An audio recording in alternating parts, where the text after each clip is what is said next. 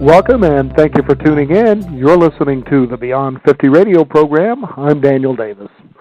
On the program, we're going to be exploring that of our voters' possibilities of being able to elect our next leader as President of the United States. Of course, over the last 8 years before President Obama was actually brought into office, many of us wondered whether we even had the power to have our vote exercised to bring in the person we chose to. In 2000, it was believed President George W. Bush stole the election by seizing Florida, and there's also a possibility that in 2004 he may have done the very same thing.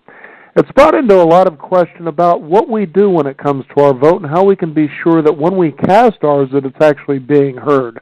Other things such as also keeping people from being able to vote by being able to have restrictions and regulations for different reasons or keeping people from being able to see that democracy is served. On our program today, we're going to be talking about that very thing. Our guest joining us here is Godfrey Harris. He has been president of the Harris Reagan Management Group, which is a Los Angeles-based public policy consulting firm, since 1968. This firm deals with governmental policy, development, electoral politics, market development, and policy analysis, as well as proposal presentations. Today we're going to find out what we can do to be sure that our rights are actually being honored. Godfrey Harris, thank you for joining us here on the Beyond 50 radio program. Delighted to be with you, and of course your introduction raises a ton of very interesting questions apropos to the news of the day, what with Mr. Obama voting yesterday in Chicago and a picture in the Wall Street Journal of him showing his driver's license as his form of identification to get his ballot in the precinct in which he votes. In the Los Angeles Times this morning is a report that Mr. Obama raised in the last 3 weeks $111 million, and between October 1st and October 17th, Mr. Romney raised $90 million in less than 3 weeks. The two of them put together $200 million. Right. And when I read that kind of stuff, I only have to say people are not putting that kind of money into those candidates because they believe in good government. They got another agenda. Especially if the vote has everything to do about the economy and jobs. I mean, most people really don't have the money to put food on the table, it seems like, let alone into a candidate, and within, like you said, $90 million in 3 weeks. $90 million for Romney, $111 million for Mr. Obama. Right. So that big money is obviously interested in some gain for the giver, and as you note, the average citizen, the average voter is left out. So we looked at this problem, and we said, how do you go about defeating or neutralizing the big money? And our analysis was that the big money is thrown into the campaigns not only to influence the candidates, the parties, for their own interests, but essentially the money is buying advertising. Sure. Advertising on radio, television, billboards, newspapers, flyers, mailers, and the like. Mm-hmm. Well, if the money that they're demanding for this enormous sum for advertising, how else could you go about influencing voters? And we saw the Internet, and we decided that if we created groups around specific issues, the members of that group pledging to vote for candidate A or candidate B, depending on how candidate A or B felt about an issue important to the members of the group, that would be enough to neutralize the money, because people would make up their minds on solid substantive grounds, not on airy-fairy advertising with all the slanting and shaving of the truth that's so common in typical political advertising. So that's what a voter issue alliance is. It's groups of voters who come together around specific issues to gain pledges from candidates on those issues, and if there's agreement between the candidate and the group, then the group votes for that individual. Now, you've been in this for a long time. I mean, the 1960s, for crying out loud. You've seen quite a bit change in this landscape when it comes to voting itself. Tell us about some of the things that you've experienced from that point till today. Well, politics used to be quite retail. It used to depend on candidates visiting with voters talking to each other. Today, it's remote. Very few voters talk to each other. The landscape has become enormously polarized. People are hiding behind their own beliefs and their own candidate and refuse to even open the door. We did a study once for a group. The issue was rent control, and the group hired us to, and in those days in California, a number of communities were trying to limit increases in rent, and there were a number of rent control elections in communities all over the state. And so a group hired us to try to figure out when people make up their minds. When do they actually decide to vote yes or no on an issue? And to our stunning amazement, we found that individuals decide in about 30 seconds how they're going to vote.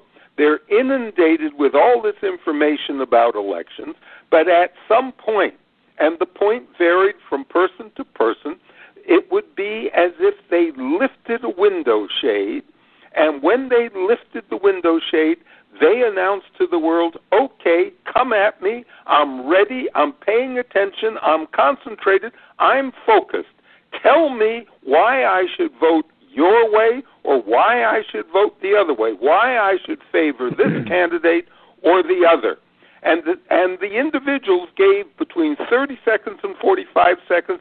It might be in front of the TV. It might be while they were reading the newspaper. It might be while they were driving a car and glanced at a billboard. It was just a flash of time that they indicated they were willing to listen to political arguments. And once that argument was made, they made up their minds, the window shade came down, and from there on, they only listened to advertising or conversation supporting their candidate, and they completely ignored the other side. So what we said to our clients was, you have to go out with a lot of information constantly, but inexpensively, because you never know when the voter is going to make up their mind.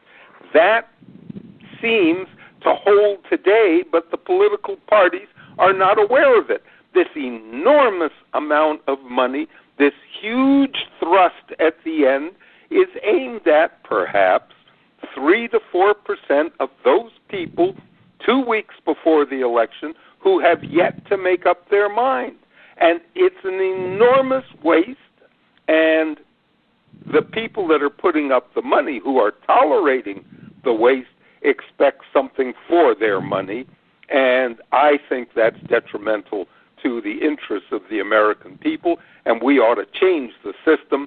And since the people with the money and the people in government own the system at the moment, we got to figure out a way to beat them at their own game, and I think the Internet does it, and I think voter issue alliances is a mechanism to help citizens take back control of their government and stop the corruption that is now prevalent in elections. And I would hope that any of your listeners that think there may be something there that they might be interested in learning more about it would go to the website, voterissuealliance.org, voterissuealliance.org, and see what we have to offer. Mm-hmm. You know, one of the things that really troubled me in the last 8 years is paying attention when I finally sort of started to, is that it seems there are just a couple of states that basically make up the election process. And, 50 states, but, only Ohio and Florida and a couple of others are really the ones, that if you win those states, you win the election. How does something like that happen? Well, it happens because states like California and New York become heavily one party or the other. In the case of California, Democratic. In the case of the South, heavily Republican. New York, heavily Democratic as well. And what happens is that only a few states, and the states have changed from election to election. Ohio has always been there as a closely monitored swing state. Florida came into play. Virginia only this year switched from being solid Democratic to potential Republican, now back Democratic. So the two parties are competing heavily, and you have two former governors, one on the Democratic side, one on the Republican side, competing heavily for an open Senate seat, and that creates the kind of opportunity for the presidential candidates. But the real reason you have this strange circumstance, which a lot of people don't understand, and another great number would like to see it change, is an electoral system in which the Founding Fathers didn't really trust the people to make the decision for president. And so all of us, when we go to vote on November 6th, as many of your listeners are familiar with, we are voting for electors. In California, the ballot used to say, electors pledge to John F. Kennedy, electors pledge to Richard M. Nixon, and that the wording, electors pledge to, was in small print, and then the name of the candidate in large print. Now California just ignores that, and they assume that we know that when we cast a vote in California for either Romney or Obama, we are really electing a slate nominated by the Democratic Party of 55 individuals, and those that number is 57 in California's case. 55 members of the House of Representatives plus the two senators make up the Electoral College for each state. And it's those folks who will then meet on December 17th to cast their ballots.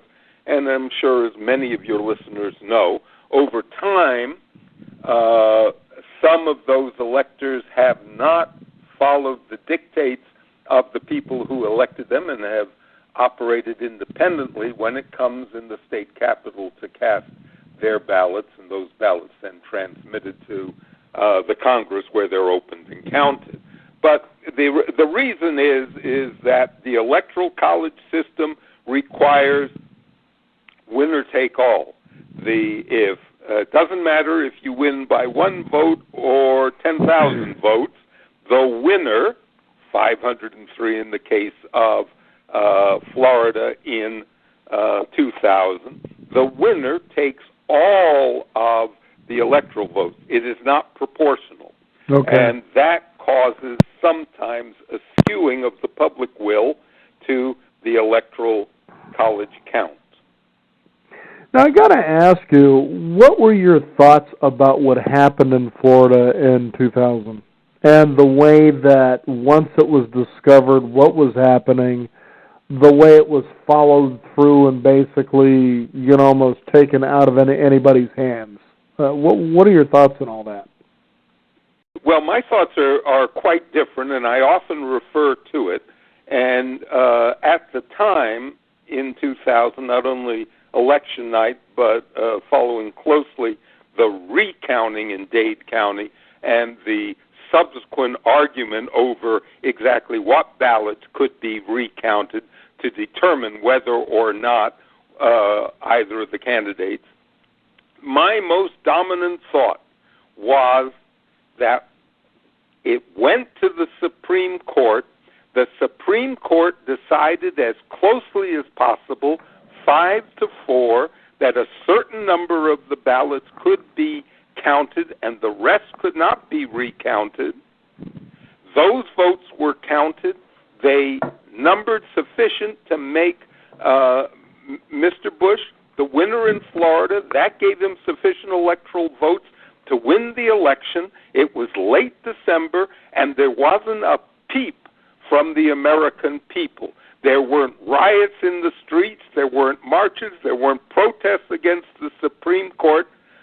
I give full credit to the American people. They stood up and said, we have a system in which we finally can come to a decision. We don't fight about it. Once that decision is made, we don't even argue about it. Mm-hmm. The Supreme Court decided 5-4 that Mr. Gore would be President of the United States, and we all accepted it.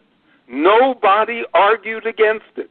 Mr. Gore had more than 2 million votes in it, over Mr. Bush, but we accepted it. That most Americans should be extraordinarily proud of, because the United States, as I'm sure you know, is the oldest continuing democracy in the history of the world. No other society, not the Brits, not the Swiss, not the French, no other society has been able to democratically change its leadership for as long as we have. And we've only done it for 230 years, but we proved in the year 2000 that our system works, and we accept it, and we took Mr. Bush as our president, and the majority of Americans who favored Mr. Gore nodded and said, okay, we'll try it again in 4 years. Okay. So that was my dominant feeling, that the system worked, and we have a very strong country as a result. Since that election, and I think historically that election will be a watershed, the politics have galvanized, and the split between Democrats and Republicans have hardened to the point that we no longer can compromise. And it's obscene that we haven't even either reelected Mr. Obama or taken on Mr. Romney, and the press is all full of the fact that Hillary Clinton is a leading candidate in 2016. Mm-hmm. That shows that the presidential electoral politics in this country, which used to be a once every 4 years entertainment, has now become a year-round, quadrennial campaign. Sort of like advertising Christmas right after 4th of July. Yeah, that's right. It keeps in military terms, mission creep, celebratory creep. We got that, but because of all these things, and because the power of the people is so strong in this country, that tradition is so cemented in our culture.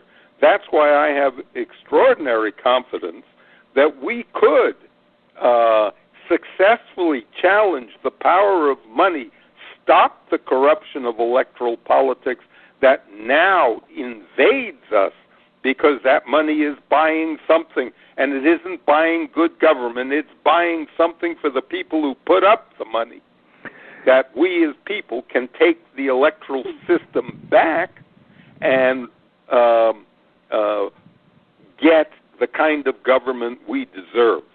You know, Godfrey, it brings up an interesting point, and I'm hoping that perhaps maybe this is one of the things the Voter Issue Alliance actually, is one of the areas that it works in. But there's been a lot of concern, for instance, that we've stayed with a two-party system for too long, and that it really should be about the best person to fulfill the job for which the president is elected to do. Now, Ralph Nader, many people know, is one of those that have stepped in to be this independent a couple of times, and he seems to get the boot, even though he has tremendous turnout whenever he goes to speak or stump speech or campaign. but yet he seems to be kind of slapped to the back as though, well, it's nice that you're making your voice heard, but, this is nonsense. We're going to stick with Republicans and Democrats. What moves in that direction, or what can be done to perhaps get out of this system of the idea of you're either Republican or Democrat rather than seeing just the best man for the job? Because Ralph Nader, by all means, is a man through years that has shown that he really cares about public policy and getting things done. What are your thoughts on that? Not only Ralph, who was so instrumental in changing the dynamics of the 2000 race, but in '96 we had Ross Perot challenging both Bush and Clinton. Sorry, '92. And we had a three-way race. But the thing that mitigates against that is the winner-take-all calculation in all 48 of the 50 states. 2 states allow proportional distribution of electoral votes. And so and that's by congressional districts in the 2 states that are not winner-take-all. When more states move away from winner-take-all, the opportunity for third-party or fourth parties to challenge effectively for the presidency. We once worked for the Libertarian Party, and we were stunned when the National Party was not interested in winning. Oh, we'll never win. And we kept saying to them, but you could make a big dent in a lot of the states if you picked your targets. No. We're more interested in making a statement. But if the Libertarian Party, the Green Party, or any of the other minor parties join forces with the independents to try to force a change in how electoral votes are distributed, then you would see a major change in the way presidents are elected. You wouldn't have this bipolar system, because with winner-take-all, all you're trying to do is get one more vote.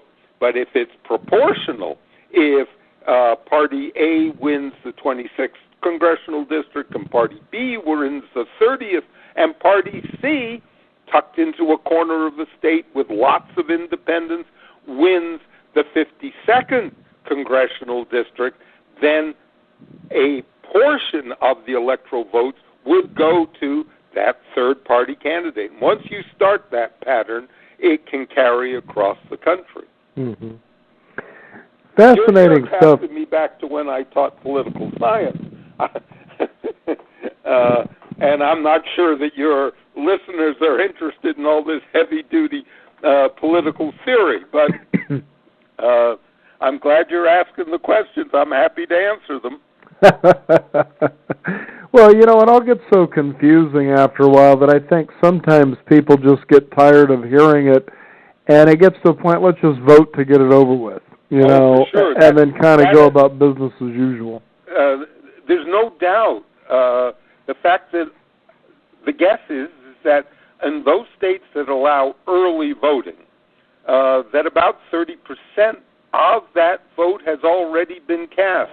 And I think it's a little bit like that window shade business that I talked about before, that once a person has cast his ballot, he stops worrying about it, it's behind him now, and he can ignore the advertising, he tosses away all the mailers that come in the mail, and he's just now sitting around waiting for election day to determine whether the people he voted for are going to serve or not. Mm-hmm. In California, we changed the electoral system 2 years ago. This year is the first time we're trying it. And rather than have a Republican candidate and a Democratic candidate in each congressional, assembly, and state senate district, or for that matter, congressional or senate campaigns, this year, for the first time, the 2 top vote-getting candidates in the primary are the ones who were forwarded to and are competing now for the vote November 6th. So where I live, in a suburb of Los Angeles, we have two sitting congressmen, Congressman Sherman and Congressman Berman, both with long histories in Washington, whose districts were combined. And in that district, there is no Republican competing on November 6th. We have the two Democrats, each of whom represented a separate district now and for the last 20 years. They are now crunched together in one district, and it's a heavily Democratic district. And those two guys, both Democrats, are the only ones on the ballot in that congressional district. So there is an attempt to find a means by which different voices within a single party can find outlets in the legislative process. But I'll give you another, if I may. One of the reasons that these things, that I see the current election with both sides looking to have spent $1 billion, it was just revealed that Mr. Romney, unfortunately, only made one video in support of one congressional candidate. After all, we have 435 congressional districts at bay in November. We have about 34, I think it is, Senate seats being contested on November 6th. Mr. Romney made one film in support of one candidate, and it happened to be Mr. Richard Murdoch of Indiana, and he was the one who said that pregnancies resulting from rape are God's will. And Mr. Romney is caught on that petard.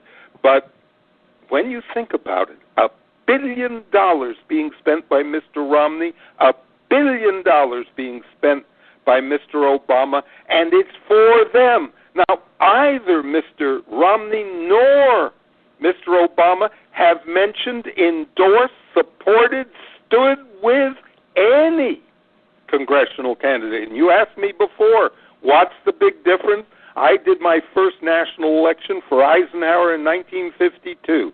I was in the Los Angeles sports arena when Jack Kennedy was nominated in 1960.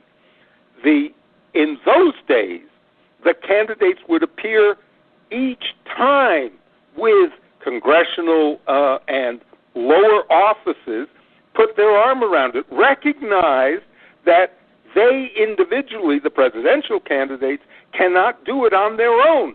Mr. Romney, Mr. Obama, stand up there and say what I'm going to do when I'm elected. And anybody that knows how the U.S. government works knows that that's baloney. Or in Mr. Biden's terms, it's malarkey. There's malarkey, Congress going on. The Congress has to agree. But $1 billion to elect Mr. Obama, $1 billion to elect Romney, and not a penny of that billion has touched any of the congressional candidates except poor benighted Mr. Richard Murdoch for Senate in Indiana. Wow, it's funny to think about, all of this and how in so many ways it's kind of gotten out of hand from what it's supposed to be, which is a political democratic process. And pretty soon it's like MTV. It's like, okay, what difference does it make? This is like playing a video game, or something. Yeah, and unfortunately, we're the pawns in the video game because the guys that are going to benefit most from lower taxes or special exemptions or regulations that favor one or the other, they're going to get what they paid for with their donations to the political process. Those of us who do the voting are caught in the middle. California, as a perfect example, one of the powerful forces in California politics is the prison guard. They have a very strong union. They raise a ton of money. They put the money into politics, and voila, the prison guards average $70,000 a year. We've just fired 20 of them because they illegally provided cell phones to prisoners, because the $70,000, I guess, wasn't good enough for them. They needed a little supplemental income that the guys in jail would provide if they gave them live cell phones. And the state of California says, it's a very difficult job to stop cell phones. And I'm thinking to myself, why is it difficult? Fire them. Oh, well, you can't fire them. They got to have hearings and all of that. And the best part about what the union did with its money and got for its money these special privileges for its members, the best part is that they go on the clock when they leave their cars in the parking lot. So for however long it takes to walk from their cars to their duty stations, the clock is ticking. So we don't get 8 hours a day from these guys. Under union rules, we're getting 7.5, 7 hours and 50. However long it takes to dawdle between car and station, we're paying for it. Now, Godfrey, if you could, for our listeners, give out how they can find out about the Voter Issue Alliances. Is there a website they can go to and how they can get involved? Thank you for bringing me back to the subject at hand. Yes. Voter Issue Alliance is a unique way for citizens to take control of their government, the electoral process, and stop the corruption that big money promotes in our electoral process. They go to www.voterissuealliance, one word, voterissuealliance.org. And it tells you all about it. It tells you how to create a voter issue alliance, how we work with voters to form an alliance and contact candidates and get candidates to pledge to a position that the group who formed the alliance, that particular alliance, wants. And we have several working now. We have one to limit the initiative process. That's pretty much just for Californians. We have another one which tries to establish a ombudsman to look at all legislation coming from the Congress to determine, to try to engender compromise among the various issues in the Congress. And there have been several others proposed, but we couldn't get them started for this election cycle, but we certainly hope to have them going for 2014. So if any of your listeners have something that really bugs them, something they want to change, something that is important to themselves, their family, their friends, we will create with them a voter issue alliance, and we'll help them put together the people within that alliance. We'll contact with them the candidates for office and get pledges from those candidates to either support, or if they don't support, we'll let the alliance know, and that will determine how these folks will vote, because they will wrap their minds around an issue that's vital to them. It's not what the politicians say are important. It's not a question of the economy. What element of the economy? It's not a question of jobs. What kind of jobs? What do you want the government to do to get jobs, make jobs, support jobs? Those are the level issues that we're talking about that force a candidate to do some thinking and not parrot what the broad-based party platform says, but actually forces a candidate to say, yes, I believe in this, because the Voter Issue Alliance pushed the candidate to give an opinion on that issue. It is the Voter Issue Alliance, our guest today, Godfrey Harris. Thank you for joining us here on the Beyond 50 radio program. One more time on your website. www.voterissuealliance.org. And thank you so much for being so patient with me. Absolutely. Thank you. Okay. Bye. We want to thank you, the listeners. Remember, it's up to you to take action. Anybody can sit around and parrot and pipe out information, but it's what you do with the information that matters. One of the things you can do is take action by visiting us at our website. Go to beyond50radio.blogspot.com. You can find out more about this. We'll have a hot link up there for you as well as an archive that you can listen to at your convenience and share with others as well. We want to thank you again for joining us. This is the Beyond 50 radio program. And remember, live your day past halfway.